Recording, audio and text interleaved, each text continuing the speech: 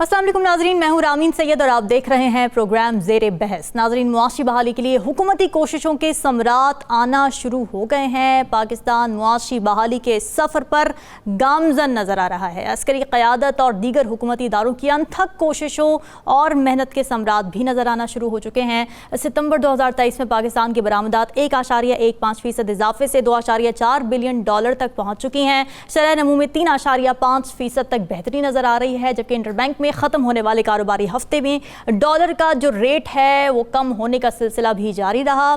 State bank of Pakistan के मुताबिक आज इंटरबैंक तबादले में डॉलर का जो भाव था वो 96 पैसे कम हुआ है, जिसके बाद कारोबार के अख्ताम पर डॉलर का रेट $277.62 रहा।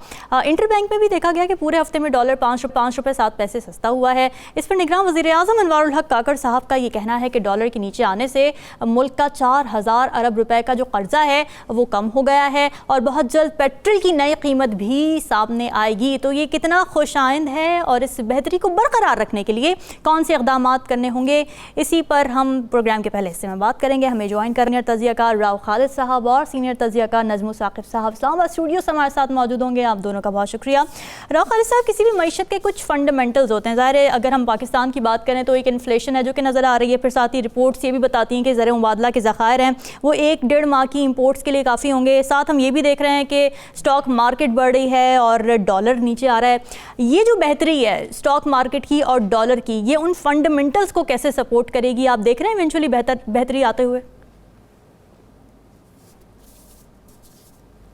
देखिए, हमारा जो बुनियादी जो मसला होता है वो ये है कि हम जितना हम खर्च करते हैं उतना हम कमा नहीं सकते।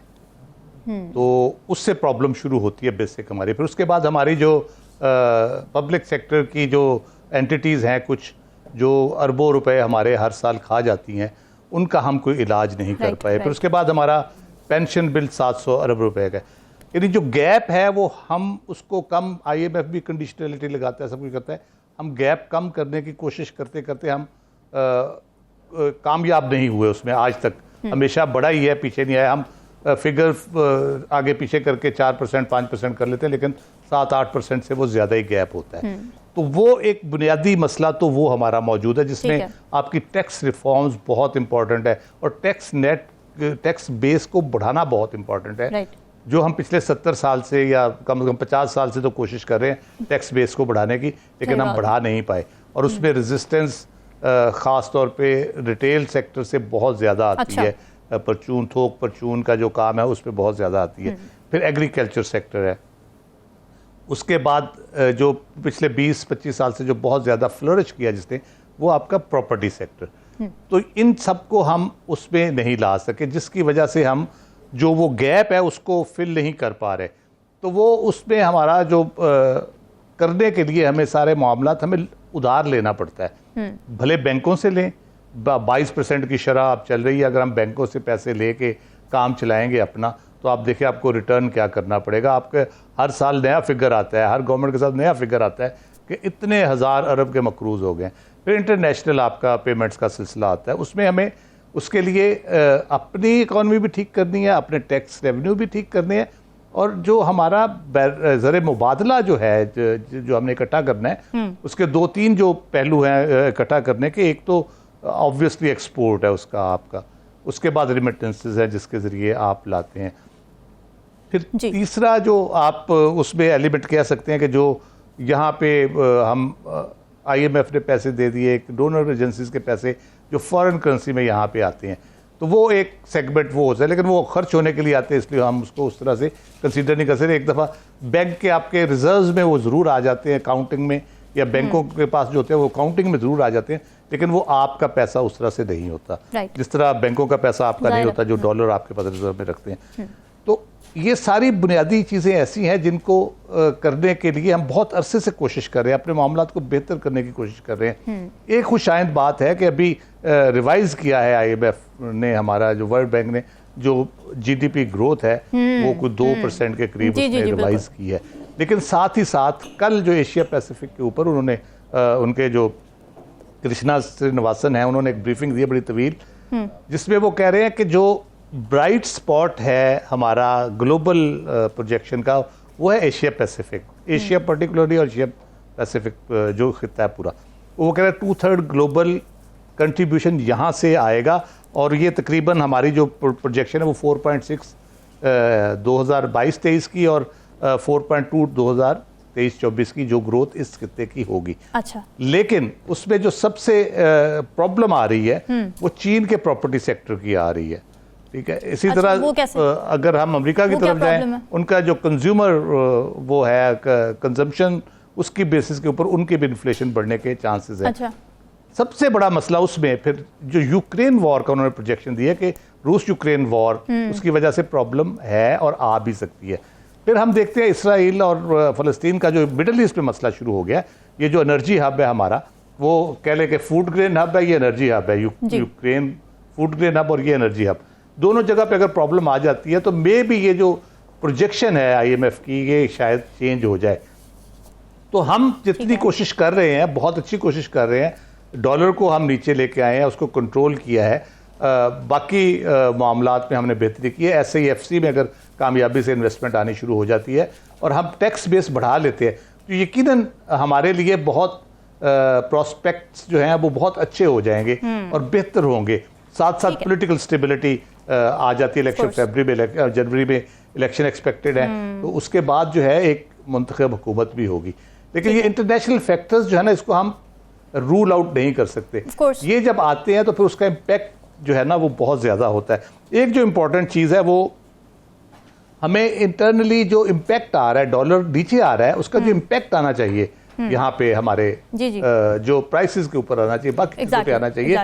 पेट्रोल की प्राइसेस भी सस्ती हुई हैं, मजीद सस्ती होगी, तो उसका जो इम्पैक्ट है आम आदमी को जो रिलीफ मिलेगा, जो इन्फ्लेशन जब हम नीचे लेके आएंगे उससे मिलेगा।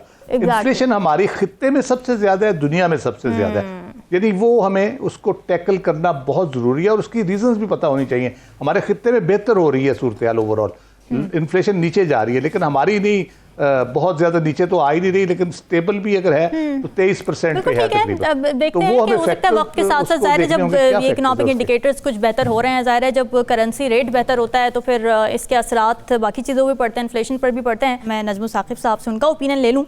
नजमू साकिब साहब, IMF का अगला रिव्यू कुछ दिन में होने वाला है और ज़ाहिर है अब कारकर्दगी अच्छी रही है, स्पेशली अगर टैक्स कलेक्शन की बात की जाए, जो एक अहदाफ जो मौजूद थे उससे हमने सरपास किया। आपको लगता है मामला स्मूथ रहेंगे अगले रिव्यू में, या फिर कुछ जगहों पर अभी भी कोई ऐसी फॉल्ट लाइंस हैं हमारी तरफ से जिस पर टफ टाइम दे सकता है IMF?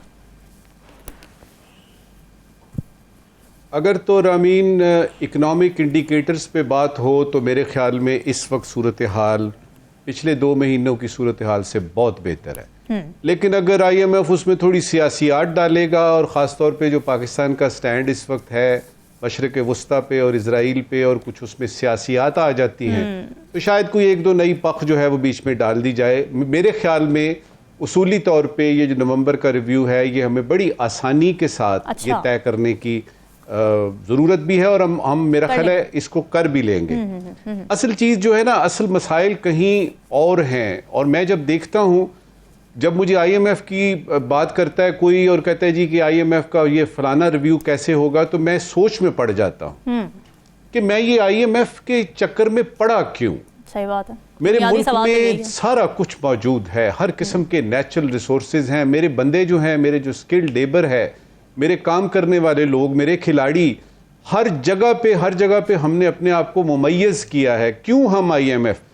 तो उसके बाद मुझे फिर एक ख्याल आया कि अगर आपने इस तरह के यानी बहुत सारी मुश्किलात को एकदम से हल करना है, उसके लिए वक्त चाहिए होगा। और आपने जिस तरह बात की, राव साहब ने भी बात की कि इसमें जितने भी इकदामात हुकूमत इस वक्त ले रही है वो बहुत खुशाइंद हैं और उसको उसमें तसलसल की बड़ी ज़रूरत है। 1-2 पॉइंट्स जो है ना वो बताना चाहूँगा कि जब करेंसी को मुस्तहकम करना होता है किसी भी मुल्क ने, मैं बात कर रहा हूँ अब दुनिया की ग्लोबल इकोनॉमिक्स की, मैक्रो इकोनॉमिक यानी हिसाब किताब जो है, ब्रॉडर पर्सपेक्टिव, उसमें 3 चीज़ें करते हैं लोग।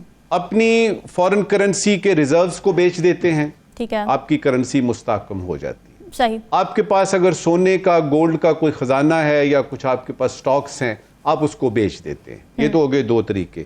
तीसरा ये है कि आप फॉरेक्स मार्केट में इंटरवीन करते हैं, मदाखलत करते हैं। ये तो आया, और ये हमने देखा 1990 की दिहाई में जब एशिया और लातीनी अमेरिका में ये करेंसी का बहरान आया, इन्हीं में से 2-3 तरीकों को उन्होंने करके तो थोड़ा सा हमारे यहाँ जो है वो एक और यानी डायनामिक्स है। और उसमें हमने ये देखा कि सबसे पहले कोशिश ये की गई कि आपके मुल्क में जो सूरत हाल है करेंसी की, उसको हम किस तरह ठीक कर सकते हैं। और आपने अभी जो ये बताया है 277.62 यानी 277.62 पे आ गया है। जी जी। यकीन कीजिए 3 महीने पहले मेरे एक दोस्त ने कुछ डॉलर तुड़वाए और उसने मुझे बताया कि 328 रुपए $1। 2-3 महीनों में हम देख रहे हैं 277.62। इसका क्या मतलब है? इसका मतलब ये है कि ये तसलसल के साथ डॉलर नीचे जा रहा है। और आपने बिल्कुल ठीक ऑब्जर्व किया कि जब डॉलर नीचे जाएगा तो आपके कर्जे तो कम होंगे ही, और उसके बाद बरामदात की भी बात आपने की, वो भी बिल्कुल ठीक है। अब उसके साथ साथ हम निजकारी भी कर रहे हैं, PIA का भी हमें पता लग गया, हमने स्मगलिंग के बारे में भी देख लिया कि उसके बारे में भी हो रहे हैं। ये जो सूरत हाल है वो ठीक समत में चलती हुई नजर आ रही है। बिजली चोरी के बारे में मुझे कोई स्क्रीन पे ज्यादा अभी नजर नहीं आ रहा, और मुझे वो बड़े बड़े लोग नजर नहीं आ रहे। देखिए छोटे छोटे लोगों से आपने वो मीटर छीन लिए, इन्होंने कुंडे डाले हुए हैं, इन्होंने मीटर ठीक नहीं लगाया हुआ, कुछ मीटर रीडर पकड़ लिए। वो 3-4 बड़े बड़े लोग भी पकड़े जाए, पता लगे हमें कि हाँ जी वाकई ये जो इकदामात हैं ये वहां तक पहुंचे हैं। और किसी अगर आप 400 बंदों को या 4000 बंदों को पकड़ते हैं जो कि बिजली चोरी कर रहे हैं, उसके बदले में आप सिर्फ 2 बड़े पकड़ लीजिए, वो उनसे 4 या 10 या 50 गुना ज्यादा होंगे। तो मेरा ख्याल है हुकूमत को उस तरफ तवज्जो देनी है। ठीक है। अब ये है कि SIFC की जो बात हमने सुनी, हमारे आर्मी चीफ ने उसके बारे में बाकायदा ऐलान किया, लाहौर में मीटिंग हुई, उसके बाद कराची में मीटिंग हुई, उसके बाद से जो है वो थोड़ा सा ज़रूरत है। और मैं यहाँ पे चाहूँगा कि हमारी जो इस वक्त वज़ीर ख़जाना हैं, जो कि इन मामलात में शायद वो कैमरा शाये हैं या कुछ और वजूहात हो सकती हैं, उनको गाहे बगाहे स्क्रीन पे आना चाहिए। हफ्ते में कम से कम एक दफ़ा आके, जिस तरह आज यानी निगरान वजीर खारजा थे वो बता रहे थे कि क्या इस वक्त फॉरेन पॉलिसी है, उनको खुद आके बताना चाहिए। क्योंकि आपकी जो कौम है उसको मुत्तले रखना, क्योंकि जो कुछ भी हो रहा है वो सामने आना चाहिए, और ख़ास तौर पे अगर कोई मुस्बित यानी इकदामात हो रहे हैं तो उनको सामने लाना चाहिए। सही। मेरा ये ख्याल है कि अगर यानी वीकली ब्रीफिंग नहीं होती वजीर खजाना की, तो कम से कम फोर्टनाइटली हो जाए, 15 दिन बाद हो जाए। इस वक्त की आखिरी बात, जी हमने ये आइडिया सुना कि हमने अपने हालात ठीक करने हैं, खास तौर पे माशी तौर पे, और वो उसकी कल्मिनेशन थी जो कि जियो इकोनॉमिक्स का नारा लगा आज से 2 साल पहले। जी आइडिया तो आ गया, उसकी तफसीलात भी हमारे सामने आ गई।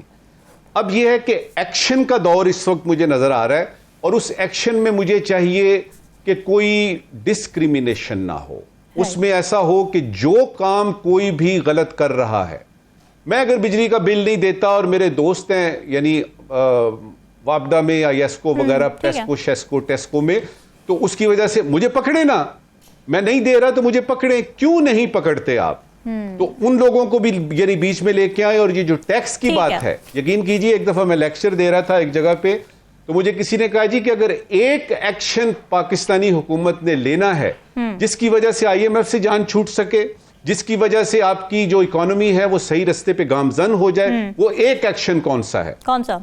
तो मैंने तो उसके जवाब में दुआ की थी कि या बारी ताला एक दिन ऐसा आए इस मुल्क पे कि इस मुल्क में सिर्फ लोग टैक्स दे दें। अच्छा, सिर्फ वो जो बड़े बड़े लोग हैं वो टैक्स नेट में आए और टैक्स दे दें। यकीन कीजिए सिर्फ एक इसी चीज से, अब ये क्यों नहीं हो रहा, ये हम मोहम्मद अली साहब से पूछते हैं। मोहम्मद अली साहब, ये क्यों नहीं हो रहा, टैक्स क्यों नहीं कलेक्ट हो पा रहा? ज़ाहिर भी हुआ तो है, लेकिन वही बात है कि अशराफिया पर हाथ डालने की ज़रूरत है। बिजली चोरी में भी विदाउट एनी डिस्क्रिमिनेशन बड़े बड़े जो कुंडा माफिया हैं, कुंडे डालते हैं, उनको पकड़ना चाहिए। दूसरी बात ये कि जो इस वक्त स्टेबिलिटी नज़र आ रही है, ज़ाहिर है इंडिकेटर्स अच्छे हैं, आपको लगता है कि प्रोलॉन्ग्ड स्टेबिलिटी रहेगी, मुसलसल बरकरार रहेगी? क्या इक़दाम करने होंगे? बहुत शुक्रिया जी। देखिए, मैं बहुत गौर से सुन रहा था गौर साहब और वैसे साहब का बड़ा उसी को मैं आगे बढ़ाता हूँ। देखिए, 3 चीज़ों पे आप जो करंट सेंटिमेंट है मार्केट का या करेंसी के एक्सचेंज रेट का जो मौजूदा आपको स्टेबिलिटी नजर आ रही है वो उस पर डिपेंड करती है, और फ्यूचर जो इसकी प्रोजेक्शन है वो भी इन्हीं तीन चीजों पर डिपेंड करती है। पहली बात, जिस तरह राव साहब ने भी कहा कि जो इंटरनेशनल फैक्टर्स हैं वो बहुत इंपॉर्टेंट हैं, क्योंकि हम एक इंटरडिपेंडेंट दुनिया में रह रहे हैं, ग्लोबलाइजेशन का दौर है, कोई रियासत और कोई मईशत भी आइसोलेटेड तो नहीं है दुनिया से। अभी आप देखें इसराइल की जो हमास से जंग चल रही है उसमें उन्होंने भी अपनी करेंसी के हवाले से कुछ मेजर डिसीजंस लिए हैं जो कि इस बात का इंदिया देते हैं कि वो एक लॉन्ग टर्म वॉर की प्लानिंग कर रहे हैं। अच्छा, तो इससे साबित होता है कि जंग के हथियार जो होते हैं वो सिर्फ गोला बारूद या हवाई जहाज नहीं होते, तोपे नहीं होते। सही बात। आज की दौर में मेरे ख्याल में अगर किसी ने किसी दुश्मन को नुकसान पहुंचाना है तो वो उसको माशी मसाइल से दो चार ज्यादा नुकसान पहुंचा सकता है। और इसके दो सबूत आपके इस खित्ते में आपके अपने तजुर्बात की रोशनी में सामने हैं कि आप जब जानते हैं कि फैटिफ का रिव्यू पाकिस्तान का चल रहा था और टेरर फाइनेंसिंग और प्रोलिफरेशन फाइनेंसिंग के हवाले से हमारा रिव्यू चल रहा था, तो पाकिस्तान की सपोर्ट के नतीजे में एशिया पैसिफिक ग्रुप में भारत इलेक्ट हुआ था। लेकिन उसमें सियासी एतबार से, जिसका थोड़ा सा हवाला बैस्टर साहब ने भी दिया, हमारे लिए अपने सियासी असर रसूख को इस्तेमाल करके आलमी सतह पे माशी एतबार से मसाइल पैदा करने की कोशिश की। अच्छा, दूसरा पहलू जो है वो ये है कि टेरर फाइनेंसिंग के हवाले से भारत ने और मगरबी ताकतों ने कई दफा कोशिशें की हैं कि पाकिस्तान पे इक्तिसादी पाबंदियां लग सकें, और ये हमें एतराफ करना चाहिए चीन का कि उसके वीटो की वजह से हम बच गए। सही बात। तो मैं बुनियादी जो बात करना चाह रहा हूँ, आप चूंकि दो बहुत पुरमख्त तज्जिया आपके सामने आ चुके हैं, मैं एक डिफरेंट फ्रेमवर्क में ये बात कर रहा हूँ कि आज के दौर में सियासत, जंग, अमन, मईशत, डेवलपमेंट, इन सब चीजों का आपस में तालमेल है। तो अगर आप इन तमाम चैलेंज, फिर देखें आपने दो बहुत बड़े चैलेंजेस का सामना किया है, एक कोविड का और दूसरा पिछले साल जो हमारे मुल्क में सैलाब आए थे उसका बहुत बड़े पैमाने पे तबाही हुई थी, और पिछले साल जो तखमीना था वो तकरीबन 35 से 40 अरब डॉलर के डैमेज का था। तो आप देखें कि हमारी मईशत में कितनी ज्यादा यानी कि रेजिलियंस है कि इतने बड़े चैलेंजर और मसाइल, एक तरफ इतनी बड़ी दहशतगर्दी के खिलाफ जंग, एक कोविड का चैलेंज, तीसरा जो है पॉलिटिकल चैलेंजेस जो स्टेबिलिटी के हैं और फ्लड्स के मामला, इसके बावजूद जो है अगर हमने पिछले 2-3 महीने में एक रिकवरी शो की है, इकोनॉमिक स्टेबिलिटी की तरफ हम जा रहे हैं, तो ये बहुत बड़ी अचीवमेंट है अगर बड़े पैमाने पे लार्जर पिक्चर को देखा जाए। तो ये वाली चीजें बहुत इंपॉर्टेंट हैं। लेकिन जो दो बातें मैं इसमें इजाफा करना चाहता हूँ वो ये है कि देखें, आपके जो हम दाखिली सतह पे जो बयानियां मुरतब करते हैं कि जी हमारे अरब भाई, हमारे चीनी भाई, हमारे डायस्पोरा वो आएंगे, हमें बचा के ले जाएंगे या हमारी मदद करेंगे, ये वाली बात जो है किसी हद तक खुशाइंद है, लेकिन हकीकत में जो दुनिया में तिजारत होती है ना, वो एक इकोनॉमिक कंपटीशन का मामला होता है। अगर पाकिस्तान में हमारा ईज ऑफ डूइंग बिजनेस होगा और जो हालात हैं यहाँ के, जो कॉस्ट ऑफ प्रोडक्शन है जिसमें एनर्जी की कॉस्ट, टैक्सेशन की कॉस्ट, रजिस्ट्रेशन का प्रोसेस, फैसिलिटेशन, मार्केट एक्सेस, ये इंश्योरेंस रिस्क, ये तमाम मामलात एक फेवरेबल अट्रैक्टिव फाइनेंशियल इकोसिस्टम अगर आप बनाते हैं तो आप खाली ये तवक्को नहीं करते कि मुश्किल हालात में अरब भाई और चीनी भाई हमारी मदद करेंगे, बल्कि वो ये सोचने पे मजबूर होंगे कि चूंकि पाकिस्तान में स्टेबिलिटी आ गई है, चूंकि पाकिस्तान में कॉस्ट ऑफ डूइंग बिजनेस कम है, चूंकि पाकिस्तान में ईज ऑफ डूइंग बिजनेस आ गया है, इसलिए हम पाकिस्तान पे कोई एहसान नहीं कर रहे। मोहम्मद अली साहब, ये आपने बहुत इंपॉर्टेंट बात कर दी है कि हमें ये एक्सपेक्ट करने से पहले, बिल्कुल सही बात है, हम ये एक्सपेक्ट कर रहे हैं कि ज़ाहिर है बाहर से फंडिंग है, अच्छी बात है, लेकिन हमें सेल्फ भी होना पड़ेगा, अपने अंदर भी अच्छा माहौल क्रिएट करना पड़ेगा। डिस्कशन जारी है, वक्त ब्रेक का, स्टे विद अस।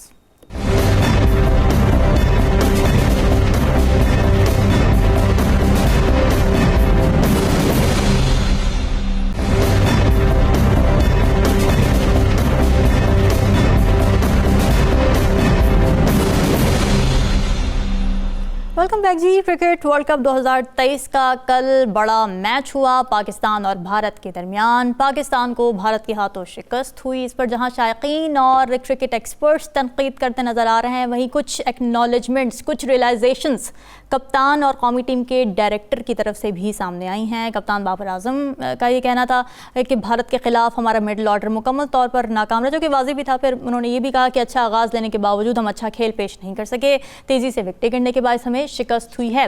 इसके साथ ही उन्होंने एक अहम मसले की तरफ भी निशानदेही की। उन्होंने कहा कि हम टूर्नामेंट में अब तक नई गेंद से अच्छी बॉलिंग नहीं कर रहे, जबकि कौमी टीम के डायरेक्टर मिकी आर्थर ने एक तरफ वर्ल्ड कप बिलखुसूस अगर पाक भारत मैच के हवाले से बात की जाए तो उसके इंतजामात और पाकिस्तानी शायकीन की गैर मौजूदगी पर इंटरनेशनल क्रिकेट काउंसिल को तनकीद का निशाना बनाया। ये भी उन्होंने कहा कि मुझे आज का मैच ICC टूर्नामेंट नहीं बल्कि दो तरफा सीरीज़ का मैच लग रहा था। फिर उन्होंने ये भी कहा कि ऐसा लग रहा था कि ये BCCI का एक इवेंट है। साथ ही उन्होंने टीम के अटैकिंग रुझान में कमी का भी एतराफ़ किया। उन्होंने कहा कि हमारी मजमूई कारकर्दगी में जारहियत की कमी नज़र आई है। एक बहुत बड़ा मैच था लेकिन शायद हम अपने खौल में चले गए थे। और यही बात इंग्लैंड और भारत समेत कौमी टीम के साबिक क्रिकेटर्स और तजियाकार भी कर रहे हैं कि पाकिस्तान की जानिब से बैटिंग में एतमाद का फुकदान वाज़े दिखाई दे रहा है। राव खालिद साहब, सबसे पहले मिकी आर्थर की स्टेटमेंट पर और इसी हवाले से बात कर लें। ज़रा मॉडर्न क्रिकेट डिमांड कर रही है अटैकिंग खेलना। पहले 250 रन भी ODI में बहुत होते थे और अब ये कहा जाता है कि हैं सिर्फ 250 रन बनाए, तो हम तो खैर वहाँ तक भी नहीं पहुँच सके। प्रॉब्लम क्या है? छक्के नहीं लगे कल, डॉट बॉल्स इंतहाई ज़्यादा थी। अटैकिंग ना खेलने की आपको क्या रीज़न नज़र आ रही है? मॉडर्न क्रिकेट से हम बहुत दूर हैं अभी तक। नहीं, दूर नहीं है हम। हमारा पैटर्न थोड़ा सा ओल्ड फैशन्ड है।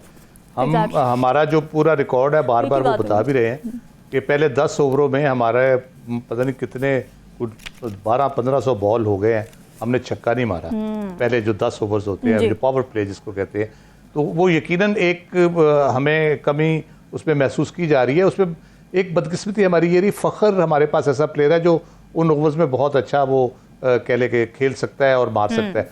वो उस आउट ऑफ फॉर्म है इस वक्त। तो हमें चाहिए था उसकी जगह पे हम कोई जो अरेंजमेंट हमारे पास होना चाहिए था। अच्छा, एक तो हमारे पास ट्रैवलिंग रिजर्व में हारिस है, वो कह ले कि एक हमारे पास ऑप्शन एक है।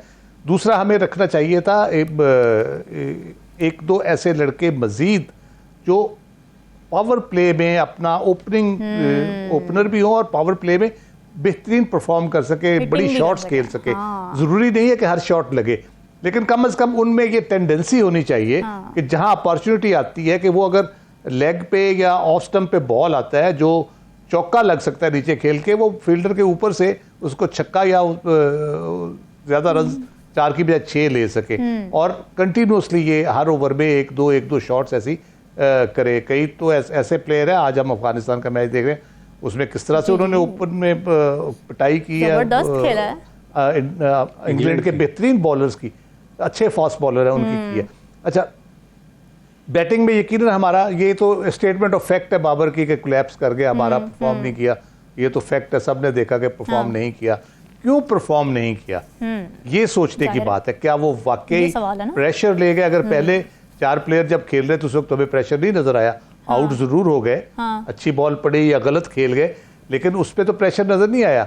जब बाबर आजम आउट हुआ उसके बाद वो कौन सा प्रेशर आ गया? क्या बाबर आजम पहले 2 मैचेस में तो बाबर आजम ने बहुत ज्यादा स्कोर नहीं किया, वो थोड़े से स्कोर पे जल्दी आउट हो गए, लेकिन हम खेले हमने श्रीलंका का इतना रिकॉर्ड तारीखी तौर पे चेज किया हमने।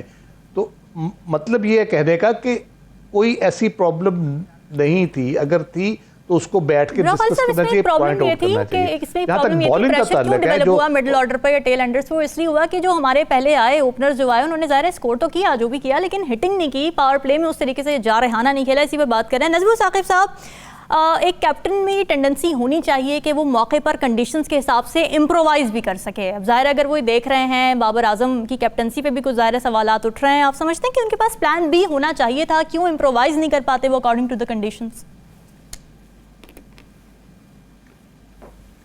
किसी भी क्रिकेट के कैप्टन को प्लान B तो दूर की बात है, जब आप मैदान में होते हैं और वर्ल्ड कप का मैदान है तो आपके पास प्लान C और D भी होना चाहिए। राइट। और उसके लिए आपको ज़रूरी नहीं है कि आप डग आउट में बैठे हुए हों और आपको हर वक्त जो है वो फीड किया जा रहा हो कि अब इस फील्डर को चेंज करके यहाँ लगाएं, अब इसको हारिस को मार पड़ रही है यानी हारिस रऊफ को, तो इसको हटा दें, इसको जो है वो ये कहें, या आपने अगर बैटिंग कर रहे हैं तो आपको कहा जाए कि खुदा के लिए वो कुलदीप और जडेजा की बात थी कि उसको आराम से खेलना, आप तो सारे ही बॉलर्स को आराम से खेल रहे हैं। ये वाली चीज़ जो है, मैंने कल भी जिस तरह से इशारा दिलाया था कि हमारे कप्तान को अल्लाह ताला ने बड़ी खूबियों से नवाजा है, उनकी बैटिंग से नंबर 1 बैट्समैन है और उनका कंपोजर भी जो नज़र आता है, उनका जो कूल स्टांस है वो भी बड़ा अच्छा है। पर सिर्फ ये है कि उनको मौके पे आपने इम्प्रोवाइजेशन का जो लफ्ज़ इस्तेमाल किया, ये है करेक्ट यानी वर्ड कि आपको इम्प्रोवाइज करना पड़ता है। अब आपको पता लग रहा है कि आपकी बॉलिंग नहीं चल रही, जो आपकी फास्ट बॉलिंग है, तो आप कुछ और सोचे ना। सही बात। आप फौरी तौर पे जो है वो इफ्तिखार को लेके आ सकते थे, और वो इत्तेफाक की बात है कि वो कभी कभी आता है और पहले ओवर में 1 विकेट भी ले लेता है। Exactly. आपको ये सारा कुछ जो करना है, और मैं आपको एक बात यकीन से बताता हूं, जो पाकिस्तान के क्रिकेट देखने वाले हमारे शायकीन हैं, जो कि मैदानों में बैठ के और बड़ी बड़ी स्क्रीनों के आगे बैठे होते हैं, यकीन करें उनको ज्यादा पता है। अब सवाल ये है कि आपको, आप कैप्टन हैं, आप वहां पे हैं, आपको क्यों नहीं पता। 2-3 बातों का जिक्र करूंगा। आपने यानी मिकी आर्थर की बात की, जी। तो मैंने जब ये उनका यानी वो जो उन्होंने कहा कि जी यानी ये तो लग ही नहीं रहा था कि ये आईसीसी का है, ये तो बीसीसीआई का लग रहा था, और उसमें दिल पाकिस्तान चलना चाहिए था और वो नहीं चला, और सारे शायकीन जो हैं, सवाल ये है कि अगर ये आईसीसी का नहीं था तो वो जो शुरू में 3 चौके अब्दुल्ला शफीक ने लगाए, या जो 37-38 स्कोर उसने किया यानी इमामुल हक ने, या 50 किया इसने और 49 किए रिजवान ने, वो किस माहौल में किए उन्होंने, या मेरे शाहीन यानी आफरीदी ने 2 विकेटें ली, वो भी तो उसी माहौल में था। इस तरह ना करें, ये रामीन मुझे पूरी करने दे बात, इस तरह ना करें, आपको वजह बताने की जरूरत नहीं है, लेकिन वो ट्रेडिशन चली हुई है कि जी हमसे, और बाबर साहब ने तो वो वजह नहीं बताई, उन्होंने कमेंट्री की है। हमें भी पता है कि आपके फास्ट बॉलर नहीं चले, हमें भी पता है कि मिडिल ऑर्डर जो है वो आपका कोलैप्स कर गया। असली बात यह है कि आप मान लेते हैं कि जी आज दूसरे लोग अच्छा खेले, फुल स्टॉप। और ये जो बात है ना कि जी 280 होते 300, जिस तरह से रोहित कल खेल रहा था और जो उनकी बैटिंग लाइनअप है और अपना घर है, आप 350 भी करते तो उन्होंने कर लेने थे। सिर्फ एक बात होती कि हम ये समझते कि लड़के जीते, बिल्कुल लड़के हारे हैं, लड़के जीते। मोहम्मद अली साहब, ये बात बिल्कुल ठीक है, क्योंकि ये बात हो रही थी कि ज़ाहिर है टोटल इतना कम था, रोहित शर्मा चाहते या इंडियन टीम चाहती तो ज़ाहिर है आराम से भी खेल सकते थे, लेकिन अटैकिंग मोड जो हमारी टीम में मिसिंग है, वो उन्होंने बढ़ के फ्रंट फुट पर आकर ऐसे छक्के हमें मार दिए। हम तो स्पिन ही नहीं खेल पा रहे थे, बैक फुट पर जाके सिर्फ गेंद रोकने की कोशिश कर रहे थे। क्या वजह देख रहे हैं आप, क्या फॉल्ट लाइन्स थी, कहाँ पर इम्प्रोवाइजेशन की ज़रूरत है? बहुत शुक्रिया, आपने मौका दिया। मैं बताता चलूं, मतलब मैं क्रिकेट खेलता रहा हूँ भी, और अभी भी खेलता हूँ क्लब से। तो दूसरी बात यह है कि मैं आपको 4-5 मुख्तसर सी वजूहात बता देता हूँ कि जो हम परफॉर्मेंस कल देखी है।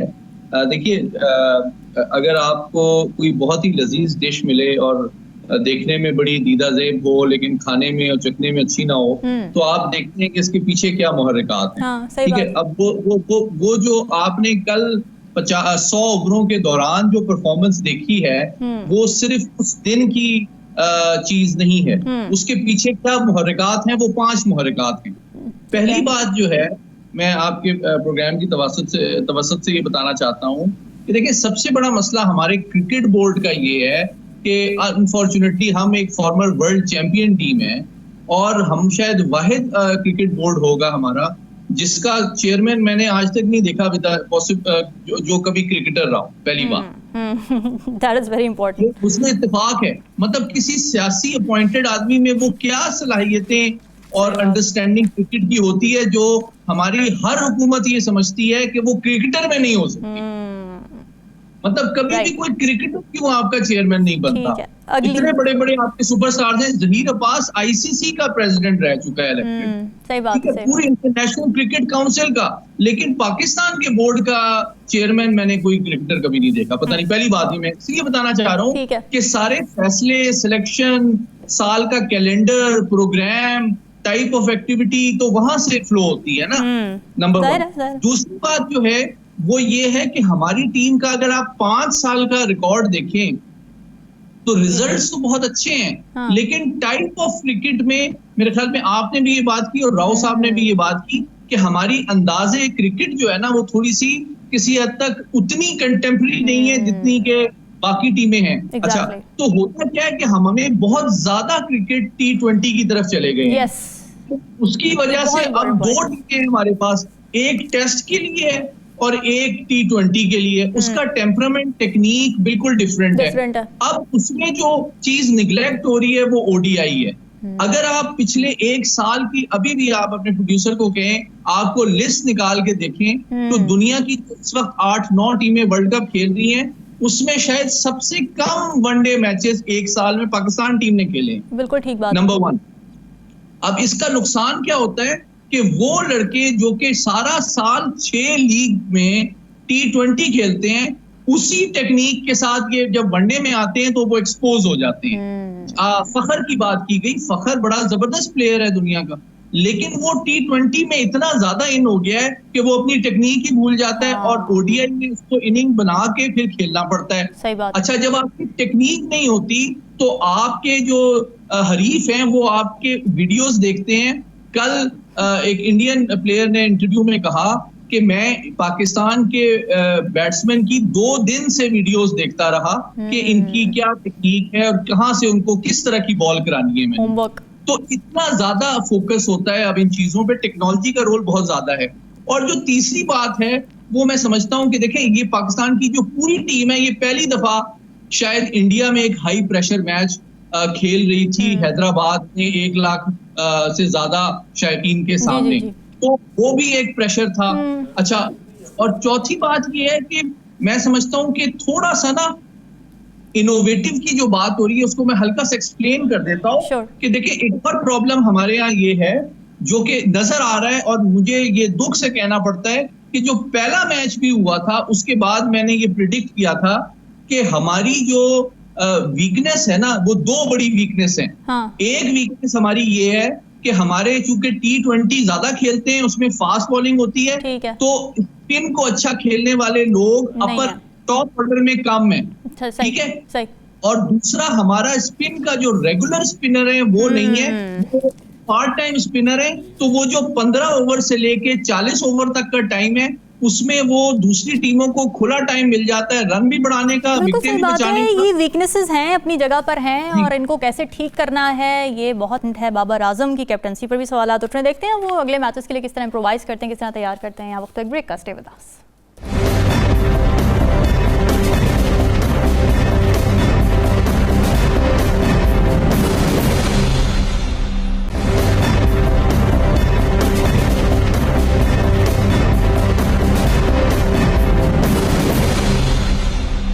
वेलकम बैक नाज़रीन। इजराइल की जानिब से गज़ा पर वहशियाना बमबारी जारी है और अब तक इजरायली बमबारी में शहीद फ़लस्तीनियों की तादाद तकरीबन 3000 हो गई है। इजराइल ने शुमाली गज़ा में रहने वाले 1.1 मिलियन फ़लस्तीनियों को बेघर होने का अल्टीमेटम दे रखा है, मगर फ़लस्तीनियों की बड़ी तादाद ने अपना इलाका छोड़ने से इनकार कर दिया है। इस पर WHO की जानिब से इजराइल के फ़लस्तीनियों के इनखला के हुक्म की मजम्मत करते हुए ये कहा गया है कि अस्पतालों में मौजूद मरीजों को नकल मकानी पर मजबूर करना उनकी मौत की सज़ा देने के मुतरादिफ है। अब अमरीका के ऐवान में भी इजराइल की जंगी जराइम के खिलाफ आवाज़ें उठना शुरू हो चुकी हैं। अमरीकी सेनेटर्स ने सदर जो बाइडन और सेक्रेटरी खारिजा एंटनी ब्लिंकन को एक खत इरसाल किया जिसमें इजरायली फौजी कार्रवाइयों के दौरान इंसानी हुकूक से मुतालिक जो कानूनी उसूलों पर खिलाफ वर्जी जिनकी की जा रही है उन पर अमल करने और बाइडन इंतजामिया पर खित्ते में अमन के लिए काम जारी रखने पर जोर दिया गया है। दूसरी जानिब अमरीका ने फ़लस्तीन और इजराइल तनाज़े को रोकने के लिए चीन से मदद मांग ली है। इसके साथ ही एक और अहम डेवलपमेंट ये हुई है कि सऊदी अरब ने हमास के साथ झड़पों और गज़ा पर बमबारी के बाद इजराइल के साथ ताल्लुकात के क़याम के लिए होने वाले मुज़ाकरात मुअत्तल कर दिए हैं। तो ये सूरत हाल आने वाले दिनों में क्या रुख इख्तियार कर सकती है, इसी हवाले से बात कर लेते हैं। राव खालिद साहब, अमरीका के ऐवान से इजराइल के मुजालिम के खिलाफ आवाज़ उठना, ये कितनी बड़ी डेवलपमेंट आप देख रहे हैं? आप समझते हैं कि इससे कोई प्रेशर डेवलप हो सकता है इजराइल पर और बाइडन पर भी?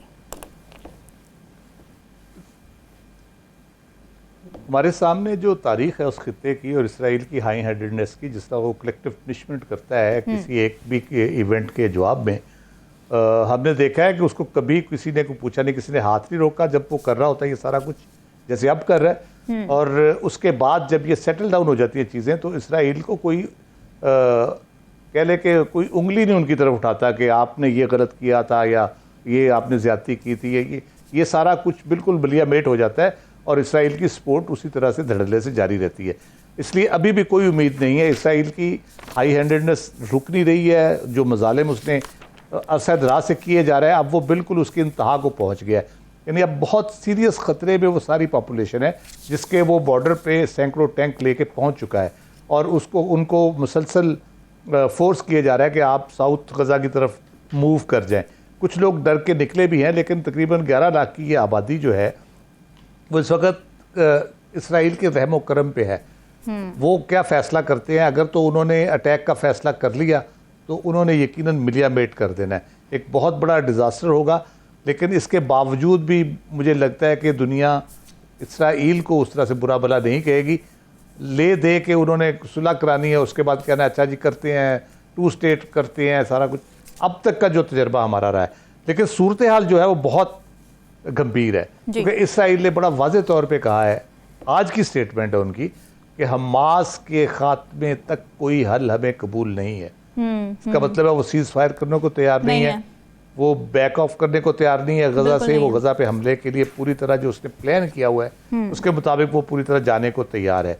तो इस सूरत हाल में फौरी तौर पे ज़रूरत है कि अमेरिका बयान देने की बजाय, डांट डबट करने की बजाय, अगर की है, मुझे नहीं लगता वो करेंगे, इस मामले को रोके, इनका हाथ पकड़े इसराइल का कि ये गलत कर रहे हैं आप। और खित्ते से अगरचे प्रेशर तो आ रहा है, ईरान की तरफ से भी आ रहा है, हिजबुल्लाह की तरफ से भी आ रहा है, हौथी कबाइल जो है बागी हैं वो भी मैसेजेस कर रहे हैं, वो असला भी उनके पास ठीक ठाक है, हमास के पास भी अच्छी कैपेबिलिटी है।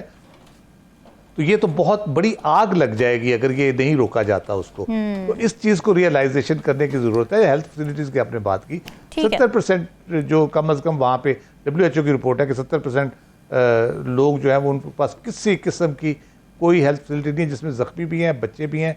और ज़ाहिर है जब बिजली, पानी और खुराक वहाँ पहुँच नहीं पा रही तो वो किस तरह से उनको होगा। इसी तरह से उर्दन ने इमदाद भेजी है, वो बॉर्डर पे खड़ी है, 24 किलोमीटर का फासला है, वो इसराइली नहीं जाने दे रहे उनको। तो इस किस्म की सूरत हाल में ये सूरत हाल बड़ी गंभीर है। टाइम थोड़ा कम है मेरे पास, रौखानी साहब मुझे जरा बाकी पार्टिसिपेंट से भी उनका ओपिनियन लेना है। नजमो साकिब साहब, सऊदी अरब के रोल पर ज़ाहिर है बड़े सवालात उठ रहे थे क्योंकि मुज़ाकरात चल रहे थे उनके इजराइल के साथ, और as a Muslim leader country that was very important to know कि सऊदी अरब क्या सोच रहा है। अब मुज़ाकरात मुअत्तल कर दी हैं, इसको किस तरह देख रहे हैं आप? देखिए, हमास की जो फतह है वो तो हमें बाद में पता लगेगी, लेकिन एक फौरी फतह जो हमास ने हासिल की है वो ये है कि जो ब्रोकर कर रहे थे deal United states of America, ताकि KSA यानी सऊदी अरेबिया और इजराइल के बातचीत आगे बढ़े, और वो ऐन उस वक्त पे अचानक हमें पता लगता है कि हमास हमला करता है। 2 वजूहात उसकी नज़र आती हैं। पहली वजह है कि अब काफ़ी हो गया जुल्म हम पे, अब तो 70 साल हो गए, 16 साल से हम इस गजा की पट्टी पे महसूर हैं, और वो किधर गया अब्राहम अकॉर्ड, और वो किधर गई वो सारी बातें। पहली तो ये वजह हो गई। ठीक है। फौरी वजह ये थी कि जब उन्होंने देखा, फलस्तीनियों ने और ख़ासतौर पे हमास ने, कि सऊदी अरेबिया जो है वो अब इजराइल के साथ सिफारती ताल्लुकात या नॉर्मलाइजेशन ऑफ रिलेशंस की तरफ जा रहा है, जबकि UAE और इजिप्ट और सूडान और वगैरह वगैरह जो हैं वो सारे कर चुके हैं, तो उनको लगा कि अब हम इस पूरे इलाके में या इस जहां तक कि फ़लस्तीन के यानी मामले का ताल्लुक, हम अकेले हो गए। और आपको पता है कि जब अकेला हो जाता है शख्स या कोई ग्रुप तो फिर वो क्या करता है। तो मेरे ख्याल में ये जो ब्रोकर होनी थी डील, ये जो USA करा रहा था, इसके सऊदी अरेबिया के पीछे हटने से और इजराइल के लिए यूनाइटेड स्टेट्स ऑफ अमेरिका का मुकम्मल तौर पे, एंटनी ब्लिंकन साहब कह रहे हैं उनको, यानी नेतन्याहू को, कि we are there for you, और वो जफियां डाल रहे हैं और वो कह रहे हैं फिक्री, और वो खुद बता रहे हैं कि जी मैं खुद ज्यू हूं, मेरा स्टेप फादर ज्यू था, मेरा पता नहीं दादा नाना भी ज्यू था। हमास की ये वाली फतह पता नहीं दुनिया क्यों नहीं देख रही। ये जो आपने सवाल किया बड़ा अहम है। ये सऊदी अरेबिया तकरीबन उस किनारे तक पहुंच चुका था कि उसने इजराइल के साथ ताल्लुकात बहाल कर लेने थे। उसकी डिटेल्स वगैरह सिर्फ US कांग्रेस ने ये करना था कि उसने अप्रूवल देनी थी कि इसमें, और उसमें उस डील में याद रखिएगा कि फ़लस्तीन के मसले को एक तरफ कर दिया गया था। जो खुशाइन बात है जो मुझे नजर आई आज जो हमारे निगरान वजीर खारजा हैं, 1 मिनट में आपको बताना चाहूंगा, जो पहली स्टेटमेंट आई गवर्नमेंट की उसमें हॉस्टिलिटीज का जिक्र था, उसमें कंसर्न जाहिर किया गया, लेकिन यह नहीं बताया गया कि हॉस्टिलिटीज किसकी, ग्रेव कंसर्न की बजाय कंसर्न जाहिर किया गया। आज मैंने लफ्ज सुना जलील अब्बास जिलानी से जो हमारे निगरान वजीर खारजा हैं, उन्होंने जेनोसाइड का लफ्ज इस्तेमाल किया और ये फिक्रा मैं यानी उनका दोहराना चाहता हूं, जरा देखिएगा। Any attempt to equate Israel which is an aggressor with the Palestinian struggle is unacceptable to Pakistan। अब यह है कि इस स्ट्रॉन्ग स्टेटमेंट के बाद जो आज हमारे सामने पाकिस्तान ने दी है, मुझे यह लगता है कि मुकम्मल तौर पे वो जो एक हुई थी ना बात कि जी इजराइल से शायद हमारे पाकिस्तान के भी ताल्लुकात, once KSA recognise Israel we have to follow suit, इस किस्म की सारी बातें एक तरफ हो गई हैं, मैदान बिल्कुल साफ हो गया है और हम वापस पहुंच गए हैं उस अपने प्रिंसिपल स्टैंड पे कि इजराइल का वो जो है ना कि पाकिस्तानी पासपोर्ट पे वो लिखा रहेगा, हम इजराइल को मुकम्मल तौर पे मुजम्मत कर रहे हैं। और मेरे ख्याल में अगर मैं यानी 30-35 साल का देखूं अपना तजुर्बा इस फील्ड में, तो मुझे ये बताता है कि ये बड़ा सख्त जरूरी था आज ये बात करना, और इस्लामाबाद ने ये आज बात कर दी है। कम से कम जो मैसेज पहुंचेगा फलस्तीनियों को, वो आप यकीन कीजिए दुनिया में हम कहीं भी होते हैं ना, तो फलस्तीन का जो सफीर होता है वो सबसे पहले हमसे आके मिलता है, उसको पता है ये जगह ऐसी है कि ये दोस्त हैं, ये प्यार करते हैं, और इन्होंने हमारी वजह से इजराइल को रिकग्नाइज नहीं किया। अब ये है कि कैसे की बात हो गई, सऊदी अरेबिया हट गया, पाकिस्तान ने बता दिया। अब सिर्फ ये देखना है कि अमेरिका किस हद तक या यूरोपियन यूनियन या खास तौर पे फ्रांस और यूके किस हद तक सिर्फ ह्यूमन राइट्स की बातें करते हैं या वाकईतन कुछ करते हैं, क्योंकि इस वक्त वाकई जेनोसाइड हो रही है। बिल्कुल, एक प्रैक्टिकल इम्प्लीमेंटेशन भी देखनी पड़ेगी। सईद मोहम्मद अली साहब, मैं आपने क्योंकि पहले पार्ट में भी बात की थी, अब मुझे ये बताएं कि क्या इस मसले का, इजराइल फ़लस्तीन के मसले का, इजराइल हमास के मसले का कोई पुरअमन हल है? क्योंकि अरब इजराइल वॉर्स पहले भी होती रही हैं, उसके नतीजे में हमने देखा कि मज़ीद ही इन्फिल्ट्रेशन होती गई गज़ा की पट्टी में। आपने कहा था इकोनॉमिक पावर बनना ज़रूरी है, जो बड़ा इकोनॉमिक जायंट है वही इस वक्त जीतेगा। आपको लगता है कि इस पर्सपेक्टिव से फ़लस्तीनियों की मदद की जा सकती है, फंडिंग इस तरह से की जा सके कि उनको पढ़ाया लिखाया जा सके, उनको इकोनॉमिकली मजबूत बनाया जा सके, और फिर जाहिर है वो फतह उनके नाम? क्या कहते हैं? शुक्रिया जी। देखें, वक्त आपके पास कम है तो मैं मुख्तसरन ये कहूँगा कि देखें इस वक्त जो दोनों मुताहरिब कुव्वतें हैं उनके मकासद क्या हैं, उसके हवाले से फिर आपको देखना चाहिए कि जंग बंद होगी भी या नहीं, और कौन करना भी चाहता है कि नहीं। तो पहली बात यह है कि ना हमास जंग बंद करना चाहती है और ना ही इसराइल बंद करना चाहता है, और जो अमेरिका और मगरबी ताकतें हैं वो इसराइल की हौसला अफजाई और पुष्टपनाही कर रही हैं। उनकी जो सारी सिफारतकारी है मिडल ईस्ट में, वो इस मकसद के लिए नहीं है कि जंग बंद की जाए, बल्कि इस मकसद के लिए है कि दीगर ममालिक को कायल किया जाए कि वो हमास की सपोर्ट ना करें। आप देखें इस वक्त हकीकत पसंदाना अंदाज में आप जरा देखिए कि कल से जो नोटिस दिया हुआ है इसराइल ने शुमाली गजा के फलस्तीनियों को कि जनूबी गजा में चले जाएं, तो जो इजिप्ट की क़यादत है उन्होंने कहा है कि आप बिल्कुल इस तरफ ना आए, आप जो है वही डटे रहें। ठीक है, हमास भी ये कह रही है कि भाई आप डटे रहें और आप वहां से ना जाएं अपनी जानें बचाने के लिए। तो कहने का मकसद ये है कि हमास ने ये बहुत बड़ी कामयाबी हासिल की है कि उसने इसराइल को अवामी, नफ्सियाती और सफारती एतबार से मिडिल ईस्ट में दोबारा से आइसोलेट कर दिया है। लेकिन इसकी जो कीमत है, जो वो हजारों शहादतों की सूरत में आज दे रहे हैं और अगले हफ्तों में देते रहेंगे, वो बहुत बड़ी कीमत है। लेकिन सबसे बड़ी दो चीजें जो मैं क्विकली आपको कंक्लूड करते हुए कहना चाहूंगा वो ये है कि इसने सारी मगरबी दुनिया का जो लिबरल पैराडाइम है, जो आलमी कवानीन, आलमी इदारे, ह्यूमन राइट्स और के ऊपर मबनी जो नैरेटिव और उसूल हैं उनकी रियलिटी को दुनिया के सामने एक्सपोज कर दिया है कि इसराइल के सामने ना कानून मैटर करता है, ना ह्यूमन राइट्स मैटर करते हैं, ना इंटरनेशनल इदारे मैटर करते हैं। हम अपने हलीफ के लिए किसी उसूल को भी रास्ते की रुकावट नहीं बनने देंगे। और ये बहुत ही ज्यादा अनफॉर्चुनेट है। नाजरीन, डिस्कशन आपने सुनी, हमें दीजिए इजाज़त। हाफिज़।